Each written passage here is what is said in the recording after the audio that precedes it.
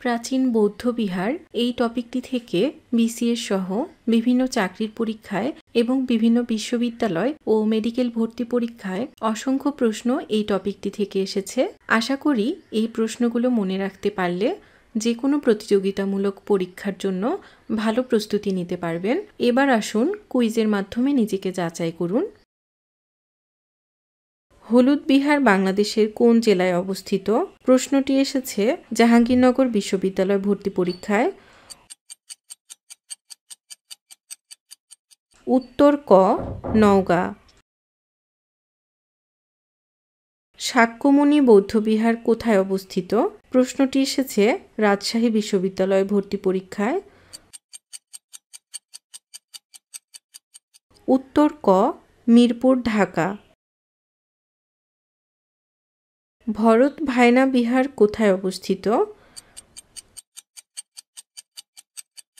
উত্তর ক যশোর। ময়নামতি কোন জেলায় অবস্থিত? উত্তর খ কুমিল্লা। প্রত্নতাত্ত্বিক নিদর্শনের জন্য বিখ্যাত স্থান। প্রশ্নটি এসেছে প্রধানমন্ত্রীর কার্যালয় ও মন্ত্রিপরিষদ কার্যালয়ের প্রশাসনিক কর্মকর্তা নিয়োগ পরীক্ষায়।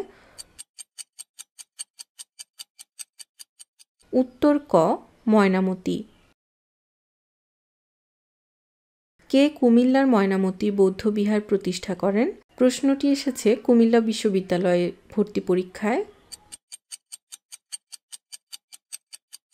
উত্তর গ ভবদেব। ময়নামতির ধ্বংসস্তূপে প্রাপ্ত নিদর্শনসমূহ কোন শতাব্দীর? উত্তর খ সপ্তম শতাব্দীর।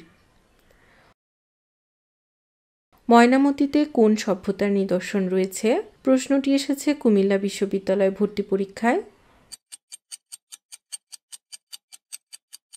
উত্তর খ বৌদ্ধ সভ্যতা।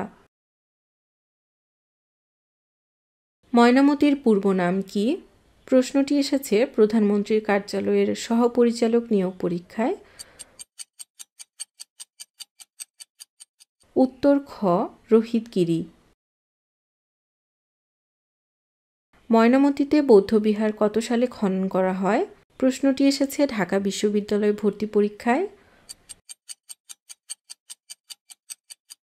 উত্তর ক 1955।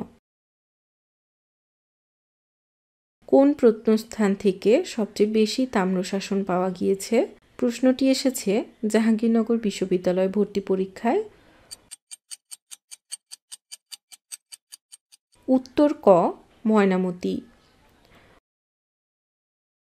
ব্রোঞ্জের তৈরি বিশালাকার বুদ্ধিমূর্তি পাওয়া গিয়েছে। প্রশ্নটি এসেছে জাহাঙ্গীরনগর বিশ্ববিদ্যালয় ভর্তি পরীক্ষায়। উত্তর ঘ ভোজবিহারে।